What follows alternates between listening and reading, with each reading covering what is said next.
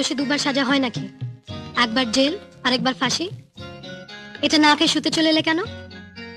আমি তো বললাম আমার খিদে নেই।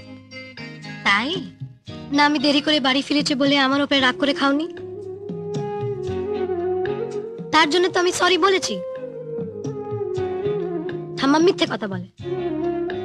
কি মিথ্যে কথা বলে ঠাম্মা? ঠাম্মা বলে তোর দিদি তোর চেয়ে 6 বছর বড় হলে কি হবে, সে 6 বছর বয়স থেকে তোকে কোলে তুলে নিয়েছিল, তোকে মায়ের মতন ভালোবেসে আদর